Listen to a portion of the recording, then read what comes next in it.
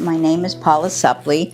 My maiden name was Paula Galuzzi, and I grew up on Crooked Street in Charlton. And so about 1958, which I would make me 5, I went to Little Troy Schoolhouse. And what I remember is Mrs. Nessel, who was the greatest teacher, came to my house, and I guess all us kids' houses, to get to know us ahead of time. And I can remember her, sitting on her lap as she talked to me, and what interests I had, or with things I liked as a kid. And then she said I'd be going to her kindergarten, or where she was teaching, at Little Troy Schoolhouse, which was on a Little Troy Lane. And that Little Troy, as it came to be called, was from a long time ago when they had like different hamlets in Charlton. They had hoped that Little Troy would become its own little town, but kind of faded away. So the school was named, I guess, after that area. And would you happen to remember the district number? Yes, it was number 7. Number 7, thank you. Do you remember how you would get to school each day? Yes, we did have a bus. It seemed to me it was a small bus, but we did go. I specifically remember coming home on it, so I pretty sure I went the front, both ways. Yes, we'd have a bus. And how long was that bus ride? Oh gosh, it was only, we did pick up other kids, but I would think it was pretty short. Most of us, I think we're on, I can't say that for sure. I'm going to say probably 15, 20 minutes. Let's talk a bit about the building. What do you remember about the building, both inside and out? Well, I definitely remember the outside of it was more like a one kind of room, or one building. The front had a door you would walk in, go up a few steps, and it had a peak over it. So the windows were pretty large, I think, on each side. But what I remember most is it was situated back from the road, and it had a lot of woods behind it, a lot of trees, even on each side. So it was very, to me, nature-oriented. The inside, I don't quite even remember the colors, except the floor was all wood, and it was light colored. I remember that. And as far as, I don't know if you want to know what was in the, Sure. We did have tables, long tables that she had put up against the window. And why, I always remembered her, is she was very nature-oriented. And I loved that, because I loved animals, this and that. And on those tables, we had live animals. And they were in their cages, of course, but we had, I specifically remember rabbits, but we also had like a turtle, in a glass bowl. I think we had some fish, and then I think a bird. She was always, it seemed like, bringing, different animals in, but we also just kept some there. Mice, that was another one. And I just love that part of it. But I don't remember us really having each an individual desk to sit at, but we all had chairs because to put up against, these tables. I definitely remember having nap time, which was always hard for me to rest quietly, as she used to put in my report card. So we all had little mats. And I believe, if I remember correctly, she played a lot of records at that time. I don't think the naps were very long. It was just, but we did need to rest. Was it sort of a quiet time? Is that? Yes, that's what they would call it today. Yes, everybody had to have a quiet time. And, she had to reprimand if you weren't being quiet at the time to learn to do that. The other part of the thing that is going to be kind of funny was on the first day of school, she took us on a tour of, which was it wasn't that big a building. Of course, we had play area. We had a lot of toys and stuff and blocks, things like that. But we went to which would be the front of the school. Now I think about it, on the right was this big dark wooden door, and she was telling us that this would be the bathroom, the restroom that we would use. And when she opened the door, it was a very dark wooden room. So it was like, I remember being like, wow, why is it so dark in here? And then against the wall were 2 wooden boxes. Now I'm saying it this way because I had never seen an outhouse. But that is basically what it was, because in each of these 2 boxes were these holes. And she said this is where we would be, doing our business. And I remember being really shocked because there was no toilet, there was no toilet seat. And I thought, what? I mean, to me, I'm thinking back, I thought of it more as a like scary dungeon kind of place. And I remember thinking, no way am I using this. And I think she knew that a lot of kids were afraid of it and tried to make us, as comfortable as possible about it. And of course, in time, you got over your fear. But that stands out in my mind the most, which is probably not a good thing. So that was like the inside of what, I don't know if you asked me about activities or not. Did you ask me that or no? Not yet, but if you want to share. Well, yeah, again, this goes with the animals because I think I really learned a lot from her in that way. Because I love dogs, I loved cats, all the kind of animals. And she, I think, reinforced it because one of our projects was to make squirrel feeders. And she had asked us kids to bring in the caps from soda bottles, as many as we could. And she provided like these wood slabs, I'll say about that big. And then once in school, we were to hammer these caps onto the wood slabs, which I'm sure she must have helped us with because, I don't know how good we all were with hammers. But then we got to fill them with peanut butter. We all took them outside. I do remember being outside a lot in that school because she just, loved nature and she would teaching us a lot about the outdoors and the woods. But we would hang these on the trees. And it was great fun to watch these squirrels come and eat it up. You could even see them through the windows, when we were in the school. So that I remember. Probably I shouldn't, but that was a great project. Other things we did were oak finger painting, another big one. And again, I remember her saying, when you go home, ask your fathers for a long shirt to use as a smock. And we did a lot of finger painting. We did a lot of drawing with crayons. I remember that. And, one of the other ones is a lot of times, she was always reading to us. We would sit in a big circle on the floor. She sat like in a chair like this and read us a lot of stories. The other things that I remember are nursery rhymes. She taught us a lot.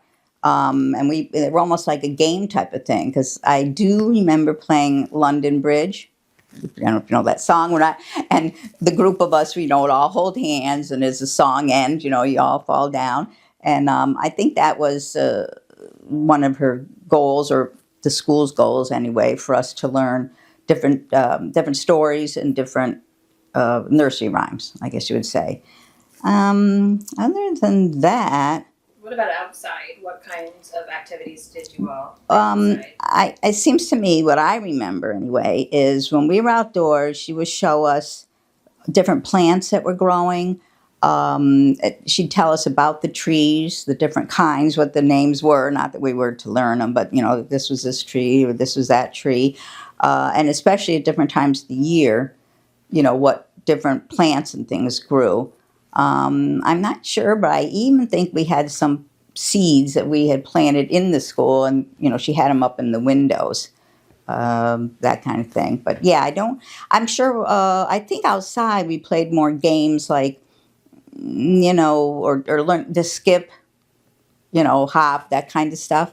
The winter, I don't remember if we were out, but I wouldn't doubt it because she was a sturdy lady herself. So yes, that was a few of my memories anyway that stayed with me. Do you remember how the building was heated?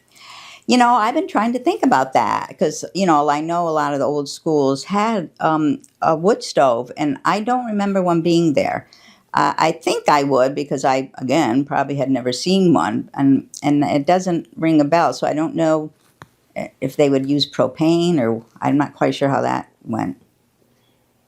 A lot of folks that we've started to talk to have mentioned that boys and girls were separated.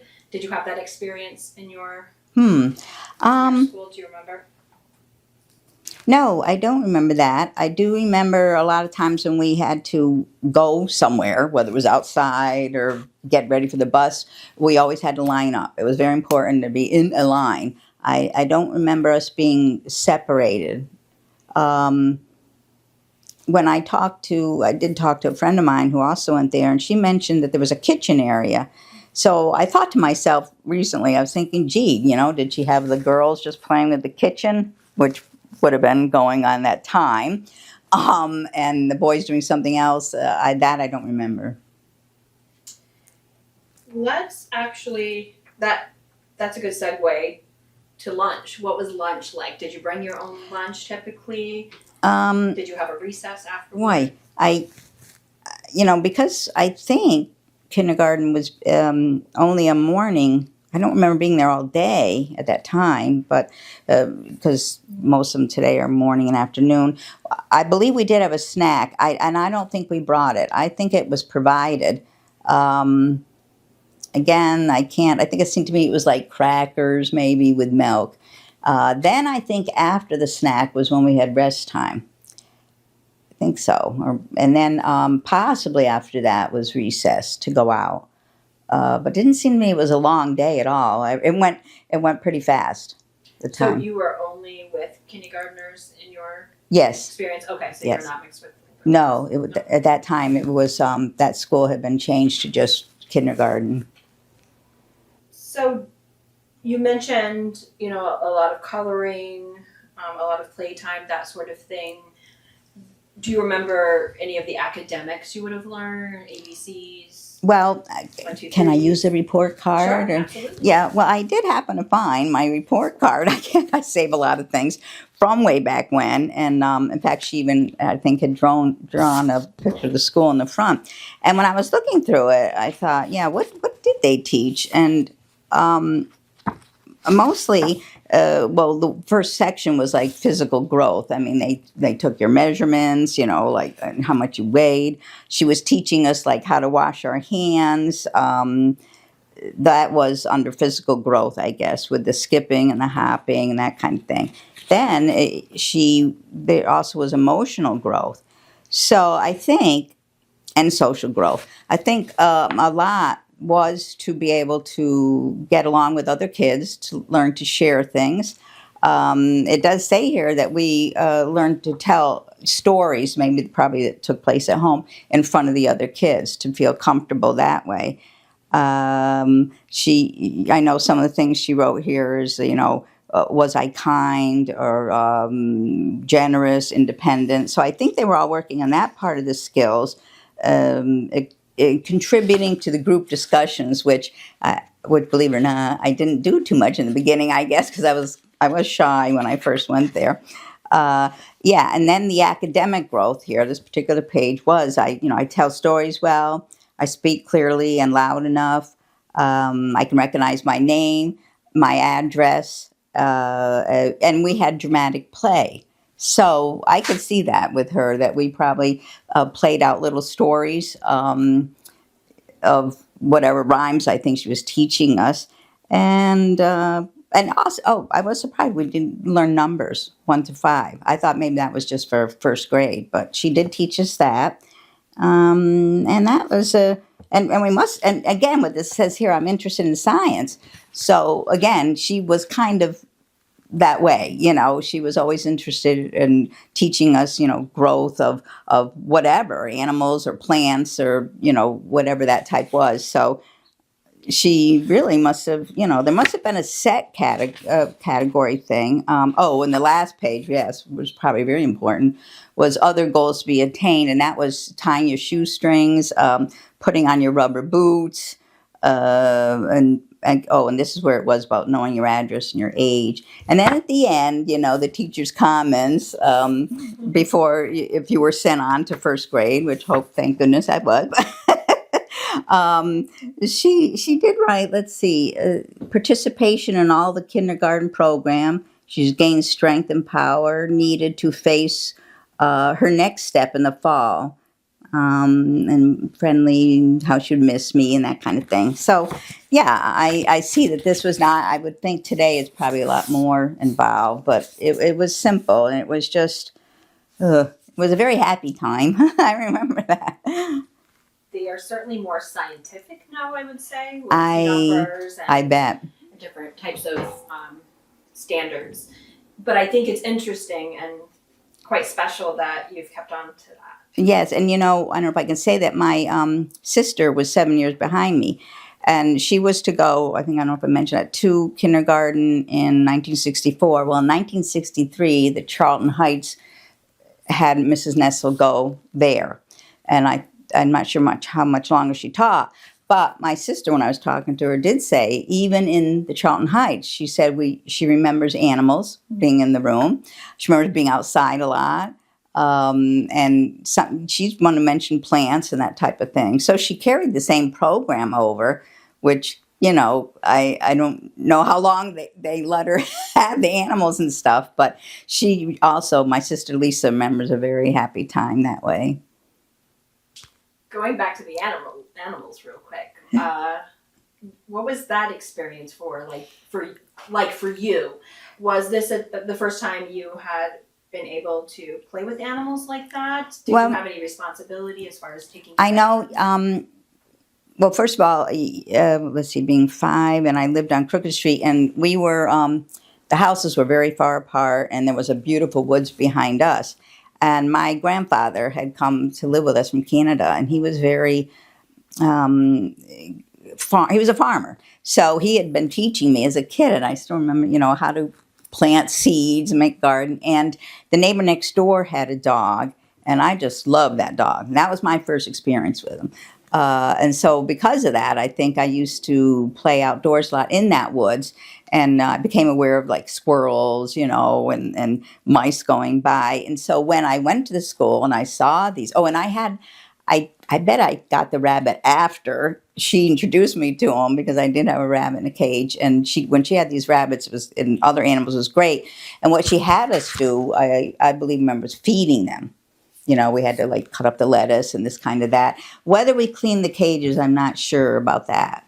But that, they were so soft to touch and everything. Yeah, and I became quite an animal lover.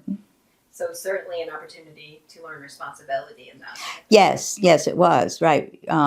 Because, we had to make sure they had water. And whether or not, if we cleaned the fish bowl, I can't quite, but feeding them was, there was a certain time, that kind of thing had to be done. So you described your teacher a little bit already. Do you remember if your teacher lived in your community? That, yes, actually, when I was researching after this, she did live in Burnt Hills. Yeah, so she wasn't too far, from Charlton. And I think she lived there quite a while. I know she taught in the school, again, from reading something, 20 years, for all the school together, before she retired. So I think it was, I never, I don't remember running into her or anything at around the area, but she was very close, and I think she had family of her own too. Do you remember how many students were in your class about? Didn't it seem like we had, I'm going to say, I can see us sitting, listening to her reading. I'm going to say 15, 18. Did you remain friends with any of those students from kindergarten into first grade and even throughout the rest of your life? Yes. Pinky, well, that was her nickname, and Diane Begley, I stayed in contact, still do. Let's see, Janice Winery, she mentioned her. She was in the area. I knew her through high school. I haven't really seen her since. Gosh, who else was there? Remember Pinky mostly, and again that Jeffrey boy, but he moved. There was a name Jeffrey. Also on Crooked Street were 2 brothers, Jamro boys, and Mark went to school with me. He was the same age, yes, and so he would have been in that kindergarten too. And I knew him, for lifelong. I haven't talked to him in quite a while. But yeah, and I think that was about it for that I can remember anyway at the moment. Do you remember having any books or supplies Um, or anything you had most to bring to school? I don't know if we had, well, besides the shirt, I don't know if we had to bring crayons. I think she had all the paper and crayons for us. No, I don't remember myself what other things we would have brought. So by that point, the school was only kindergarten. Do you recall or know if that building was used by the community at all for other reasons? I don't think so, not at that time.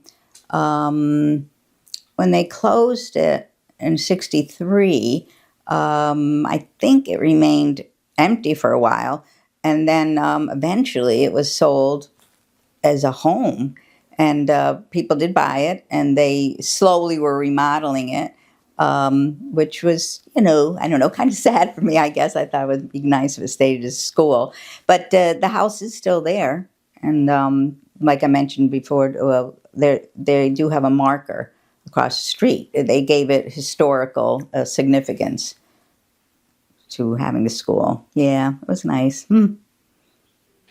What would you say is your strongest or most vivid memory from Oh, attending oh. that schoolhouse? When I think of, isn't it funny? The strongest, I guess, would be those. My sister remembers the same thing. The squirrel feeders that just really. In fact, I used to make those at home. We would do them too to learn to put the peanut butter on the. Yeah, so that stands out as one of my favorite memories. So, thinking about that transition from kindergarten and then finding yourself in this larger school dynamic, Yeah. what was that like for you? Going from this small Right. house to this larger I think school. I think it was intimidating because I was kind of on the shy side, and boom, yeah, all of a sudden you were here with a lot of different ages. I don't know if they tried to keep us, more to ourselves, but yeah, it was a little nerve wracking. It took a while to get used to, and I think I had Mrs. Naylor as a first grade teacher, who was also a nice lady. But yeah, and it was much more structured. There was, and it was a longer day. So it was like, whew, when you got home, you were exhausted. But eventually, I'm sure I picked up the schedule like other kids did, and I really didn't have a problem with school for the most part. I enjoyed it. So, and I think Charlton Heights, maybe in my mind looked huge, but it isn't that big of a school, and we walked to school to Charlton Heights. So that was kind of the old days. Whew. And did you complete all of elementary school? Yes, I did. Heights? Yep. And it was fun. We had a nice playground. Also, I became very familiar with in fact, he just passed away, teacher Mr. Human's fourth grade. A lot of teachers lived right in the area, right on the streets around my house. And so you would see them. I used to see him quite often. And it was the first time, though, fourth grade, having a man teacher. That was an adjustment. It was like, whoa, I don't know about this. But he was very young. I think it might have been his first year. And he was a great guy. We ended up having a good relationship. How would you say that a one-room schoolhouse, this experience in kindergarten, how did it shape you and really kind of prepare you for the rest of your schooling experience and life?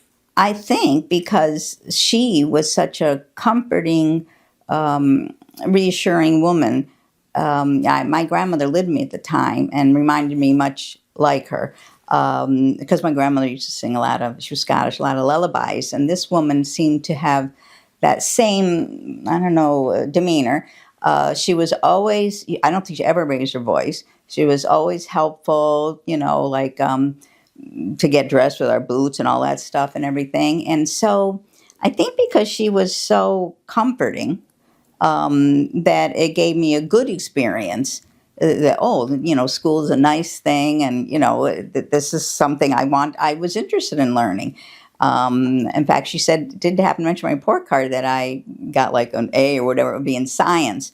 So I think that gave me a good beginning, and I kind of carried that through almost well to now because I love learning. So in my way, it was a wonderful experience. I don't know. It's hard to say if you would have had the same experience in a large school.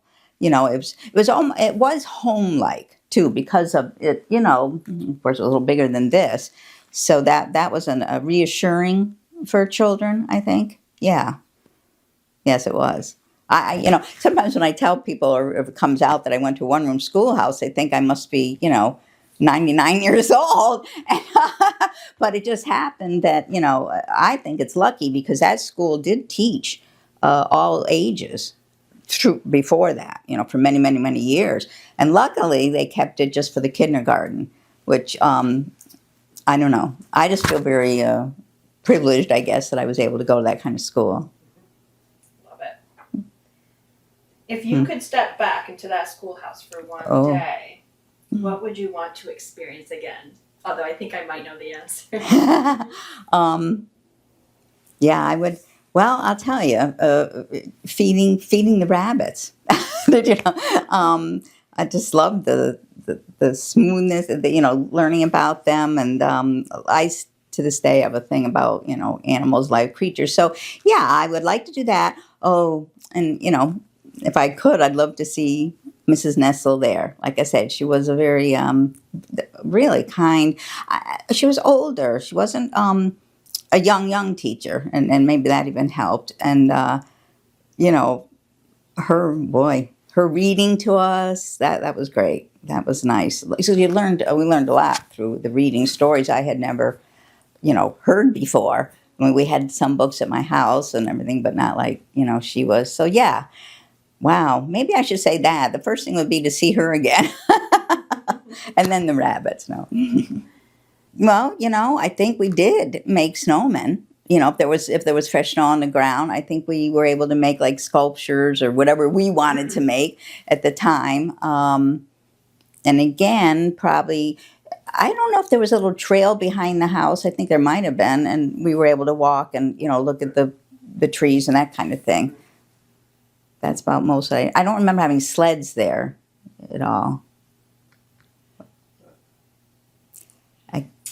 Well, thank you, Paula. We will, I guess, we can look at all of the cool things she wants to share. Well, yeah, I just wanted to say that I'll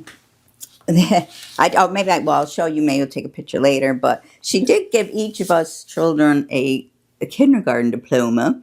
It does say Burnt Hills Boston Lake, but it's the Bachelor of Rhymes, and I saved that. And So cute. and you can see she had the turtle there, and there's our blocks and stuff, and books and music. So that's what I remembered, and it actually just says, having worked hard, played well, and listened nicely during this kindergarten year, Paula Galuzzi is now awarded the degree of Bachelor of Rhymes, which entitles him to the rights, privileges, and honors of first grade. Mrs. Nessel. I thought that was cute that she gave. Wonderful. I know. Yes, I would like to, and plus the report card and that type of thing. Do you have any photographs of you from that age that we could include in there?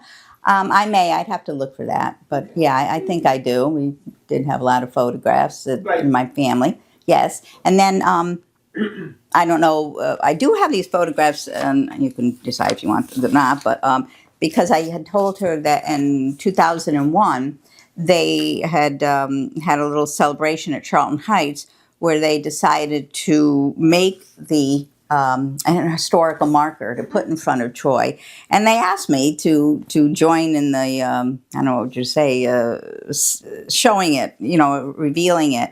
And I just thought that I was very honored to do that. And it was actually called Slab Troy, which I wasn't sure. I thought later, why? And I did happen to just look it up. And then because it was a small town, it was kind of made fun of because the people there thought that they were going to, become like everybody else. So it was either Slab Troy or Little Troy. But yeah, and so and it was kind of like a full circle thing because acknowledged that I went to that school and it was a good feeling for me and to tell the kids about it. These kids were like sixth graders and stuff, and I thought, oh boy. But when they saw the the diploma, they got kind of a kick out of it.